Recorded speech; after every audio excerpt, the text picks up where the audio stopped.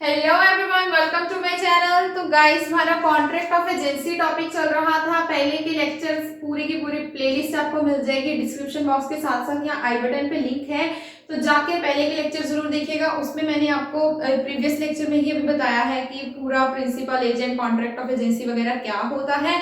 तो ये है इसी लेक्चर का पार्ट 2। पार्ट 1 जरूर देखिएगा, तभी पार्ट 2 समझ में आएगा, ठीक है। तो पार्ट 2 में हम बात करेंगे modes of creation of agency के बारे में। तो टॉपिक शुरू करने से पहले ही आपको बता दूं कि आप मुझे इंस्टाग्राम के ऊपर फॉलो कर सकते हैं। वहां पे आपको कोई भी डाउट हो मुझे वहां पे भी पूछ सकते हैं, कमेंट सेक्शन में भी पूछ सकते हैं। प्लस कोई भी आपको नोट्स वगैरह कॉन्ट्रैक्ट और टोट्स के लेने हैं तो भी आप मुझे इंस्टाग्राम के ऊपर पूछ सकते हैं, ठीक है। तो चलिए फिलहाल अभी शुरू करते हैं modes of creation of agency के टॉपिक को। सो लेट्स गेट स्टार्टेड। और हाँ, इंस्टाग्राम का यूजर नेम तो आपको दिख ही रहा है, साथ ही साथ नीचे डायरेक्ट लिंक भी मिल जाएगा डिस्क्रिप्शन बॉक्स में। So let's get started with the topic now. तो dear, modes of creation of agency, कि एजेंसी कब बन सकती है, इसके 5 मोड्स हैं। पांचों के पांचों मोड्स को हम थोड़ा सा पढ़ेंगे डिटेल में। तो सबसे पहला मोड क्या है, अगर प्रिंसिपल की एक्चुअल अथॉरिटी एजेंट के पास होती है, ठीक है, तो इसका मतलब तो वहां पर तो कॉन्ट्रैक्ट ऑफ एजेंसी बन ही जाता है। तो सेक्शन 186 क्या कहता है कि प्रिंसिपल की अथॉरिटी जो है वो एक्सप्रेस भी हो सकती है और इंप्लाइड भी हो सकती है। अब सेक्शन 187 बताता है कि एक्सप्रेस अथॉरिटी कौन सी होती है और इंप्लाइड अथॉरिटी कौन सी होती है। एक्सप्रेस अथॉरिटी वो होती है अगर प्रिंसिपल ने बताकर, बोलकर, ऑरली या फिर रिटन अपनी अथॉरिटी कोई दी हुई है एजेंट को, तो उसे हम बोलेंगे एक्सप्रेस अथॉरिटी। और इंप्लाइड अथॉरिटी होती है कुछ भी इंप्लाइडली, एक्शंस के थ्रू ही पता लग रहा है कि एजेंट के पास ऐसी अथॉरिटी है, ठीक है। तो सेक्शन 186 और 187 क्लियर हो गया। अब आगे सेक्शन 188 क्या कहता है कि अगर एजेंट के पास प्रिंसिपल की अथॉरिटी है और प्रिंसिपल ने उसे कोई काम सौंपा है तो वो उस काम को करने के लिए हर लॉफुल एक्ट कर सकता है, ठीक है। ये क्लियर हो गया।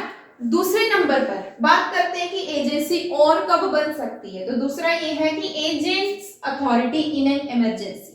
तो सेक्शन 189 इस बारे में बात करता है कि एजेंट की अथॉरिटी इमरजेंसी सिचुएशन में क्या होगी। मान लीजिए कि कोई भी इमरजेंसी सिचुएशन अगर आ जाए तो एजेंट की अथॉरिटी एज पर सेक्शन 189 कितनी को होती है, वो इतनी होती है कि उसे हर लॉफुल एक्ट करना है ताकि वो अपने प्रिंसिपल को लॉस से बचा सके, ठीक है, उसको लॉस से बचा सके। ये कहता है सेक्शन 189। आई होप इतना क्लियर हो गया। अब एजेंसी और कहां बन सकती है, ये बन सकती है प्रिंसिपल बाउंड बाय एस्टॉपल। इसके बारे में बात करता है हमारा section 237 of Indian contract act 1872। ये क्या कहता है, अब देखिए कभी कभी क्या होता है कि एजेंट के पास ना तो कोई एक्सप्रेस अथॉरिटी होती है प्रिंसिपल की और ना ही कोई इंप्लाइड अथॉरिटी होती है, लेकिन फिर भी प्रिंसिपल अपने एक्शंस के थ्रू थर्ड पर्सन के माइंड में एक ऐसा इंप्रेशन डाल देता है कि थर्ड पर्सन को ये लगता है कि एजेंट जो है उसके पास अथॉरिटी है, ठीक है। समझे मेरी बात, ये दोबारा रिपीट करती हूँ, इसे ध्यान से सुनिएगा कि कभी कभी क्या होता है कि एजेंट के पास ना तो इंप्लाइड अथॉरिटी है ना तो एक्सप्रेस अथॉरिटी है, लेकिन फिर भी प्रिंसिपल अपने एक्शंस के थ्रू थर्ड पर्सन के माइंड में ये इंप्रेशन छोड़ देता है कि एजेंट के पास कोई अथॉरिटी है। तो उस केस में अगर एजेंट कोई काम करता है तो उसके लिए लायबल कौन होता है, प्रिंसिपल लायबल होता है on the ground of law of estoppel, ठीक है। ये कहता है हमें सेक्शन 237। ऐसे नहीं समझ आएगा तो चलिए एक एग्जांपल से इसे समझते हैं।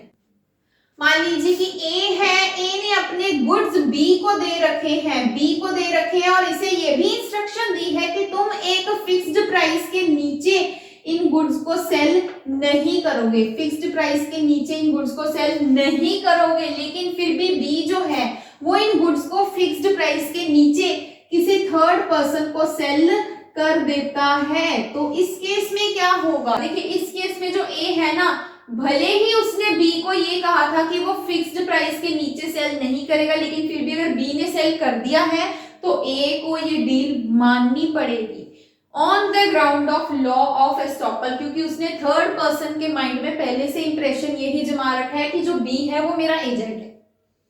अब ये तो बात बी और ए के बीच की है कि फिक्स्ड प्राइस के नीचे नहीं सेल करना, सी को थोड़ी ना पता है कुछ, ठीक है। ये हो गई हमारा, यहाँ पर भी कॉन्ट्रैक्ट ऑफ एजेंसी बन जाता है। अब नेक्स्ट कॉन्ट्रैक्ट ऑफ एजेंसी कहाँ पे बन सकता है? वो बन सकता है प्रिंसिपल बाउंड बाय रेटिफिकेशन के थ्रू। रेटिफिकेशन का मतलब होता है हामी भर देना। मान लीजिए कि एक एजेंट है और उसके पास कोई अथॉरिटी नहीं है किसी काम को करने की, लेकिन फिर भी वो काम अगर एजेंट कर देता है तो उस टाइम पर जो प्रिंसिपल है उसके पास दो ऑप्शंस बचती हैं।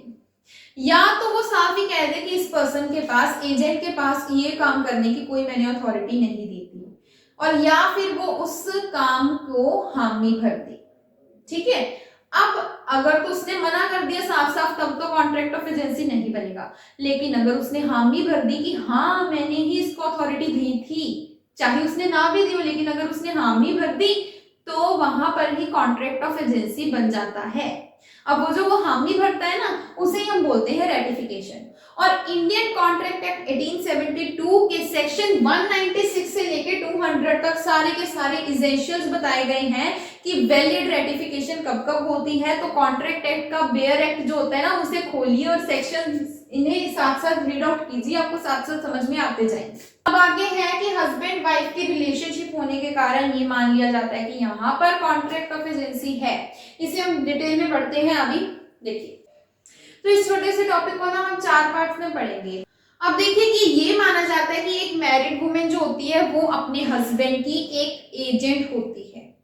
अगर हस्बैंड और वाइफ हैं और वाइफ जो है वो कुछ सामान खरीदती है, ठीक है, सामान खरीद के ले आती है, तो क्या हस्बैंड लायबल है उस सामान के पैसे पे करने के लिए?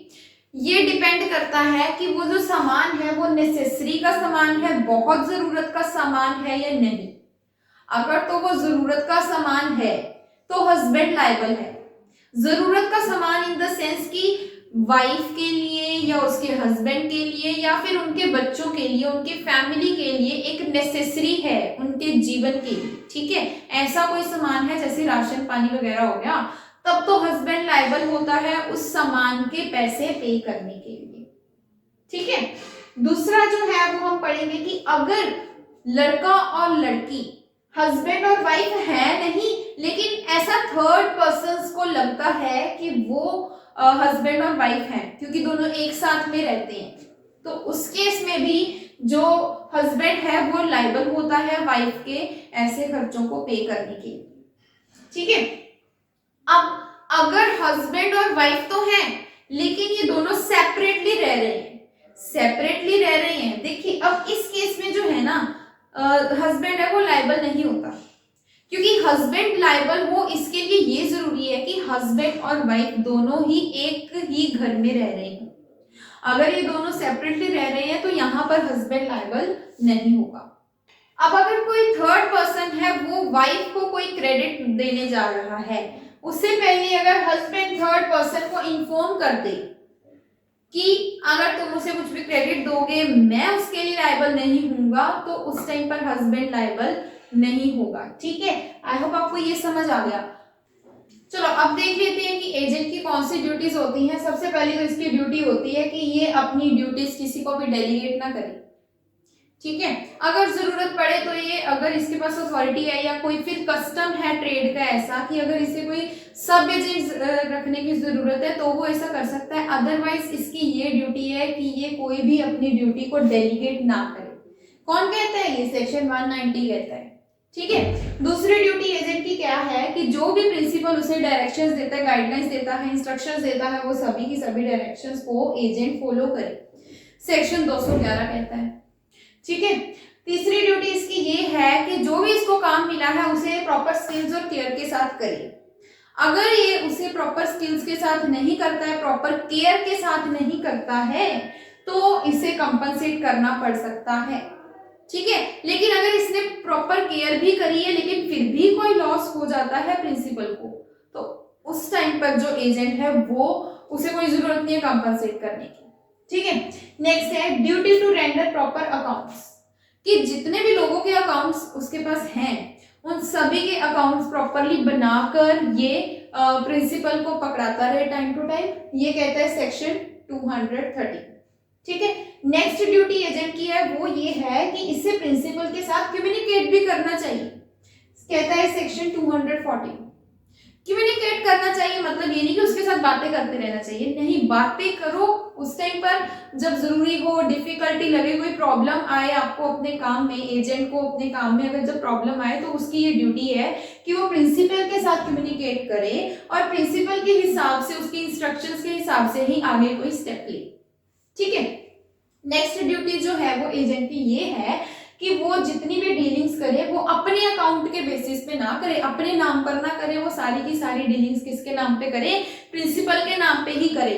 अगर उसको अथॉरिटी मिली हुई है कि वो अपने अगर नाम पर कर सकता है तब तो कोई बात नहीं, लेकिन अगर उसे प्रिंसिपल की अथॉरिटी नहीं मिली हुई तो फिर वो अपने नाम के ऊपर ऐसे नहीं कर सकता है। ठीक है, और अगर वो ऐसा करता है, अगर उसे अथॉरिटी नहीं मिली लेकिन फिर भी वो अपने नाम के ऊपर कोई भी ट्रांजैक्शंस करता है, तो जो प्रिंसिपल है उसके पास ये दो ऑप्शंस होती हैं। पहले कि वो जो ट्रांजैक्शन है उसे रेपुडिएट कर दे, उस ट्रांजैक्शन को कैंसिल कर दे। और वो कैंसिल कैसे कर सकता है कि वो ये शो कर सकता है कि मैंने इसको कोई भी अथॉरिटी नहीं दी थी या इसने मेरे साथ चीटिंग करी है। ठीक है, या फिर वो ये कह सकता है कि मुझे जितना भी इस ट्रांजैक्शन के थ्रू एजेंट को बेनिफिट हुआ है वो सारा का सारा बेनिफिट मुझे दे, वो उस बेनिफिट को क्लेम कर सकता है। ठीक है, ये हो गई ड्यूटीज ऑफ एजेंट 6। ठीक है, 7th ड्यूटी जो है वो मैंने ऊपर लिखी है, यहाँ पे स्पेस कम थी, तो ये है कि duty to pay sums received for principal. Principal को जितने भी पैसे लोगों ने देने हैं वो एजेंट के पास होंगे, ऑफ कोर्स सी बात है। तो एजेंट की ड्यूटी है कि वो सारे के सारे पैसे प्रिंसिपल को दे दे। ठीक है, लेकिन अगर कोई भी अमाउंट ऐसी है जो कि प्रिंसिपल ने अभी एजेंट को देनी है, ठीक है, एजेंट के लिए ड्यू है, तो एजेंट उसमें से अपनी के लिए जो ड्यू अमाउंट होती है उसे डिडक्ट करके प्रिंसिपल को बाकी के पैसे पकड़ा सकता है।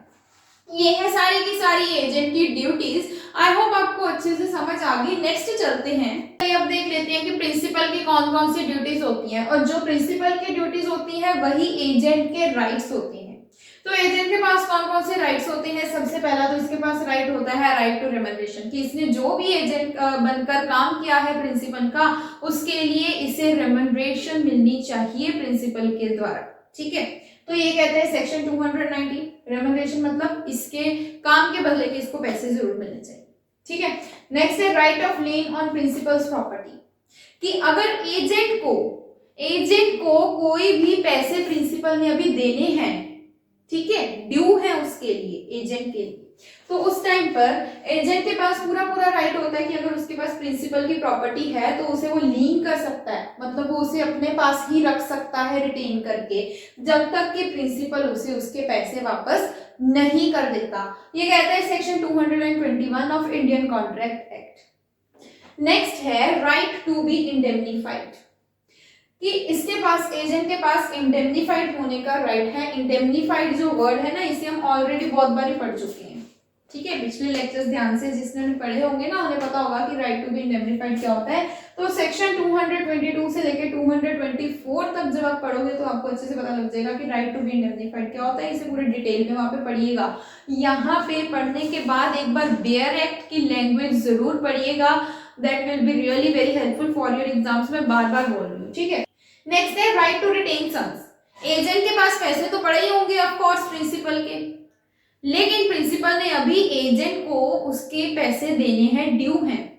ठीक है, तो उस टाइम पर एजेंट का पूरा राइट है कि उसमें से वो अपने पैसे रिटेन करके रख सकता है जो उसके पास प्रिंसिपल के पैसे पड़े हुए। सेक्शन 217 एंड 18 हमने पढ़ा ही है। ठीक है, तो ये यही कहता है। ठीक है, आई होप आपको ये कॉन्ट्रैक्ट ऑफ एजेंसी का टॉपिक जो है वो अच्छे से समझ आ गया होगा। बाकी इसमें रह गया जो सब एजेंट और सब्स्टिट्यूटेड एजेंट के टॉपिक्स। अगर आपको वो डिटेल में चाहिए तो प्लीज कमेंट सेक्शन में और इंस्टाग्राम पे आप मुझे बता सकते हैं। अदरवाइज आई थिंक बहुत है इतना कॉन्ट्रैक्ट ऑफ एजेंसी के लिए। तो हमारा इसी के साथ जो कॉन्ट्रैक्ट एक्ट का टॉपिक है, पूरे के पूरी लेक्चर सीरीज है, वो कंप्लीट होती है। सो कॉन्ग्रेचुलेशंस। हम मिलते हैं अपने नेक्स्ट लेक्चर में एक नए टॉपिक के साथ। तब तक के लिए बाय बाय। आप लोग मुझे इंस्टाग्राम के ऊपर फॉलो कर सकते हैं, डायरेक्ट लिंक डिस्क्रिप्शन बॉक्स में है, यूजर नेम आपको स्क्रीन पे दिखाई दे रहा होगा। ठीक है, पेड नोट्स आपके लिए अवेलेबल है, वहां उसके लिए भी आप मुझे इंस्टाग्राम के ऊपर कांटेक्ट कर सकते हैं और मुझे फॉलो करना और सब्सक्राइब करना मत भूलिएगा। ठीक है, मिलते हैं अपने नेक्स्ट लेक्चर में।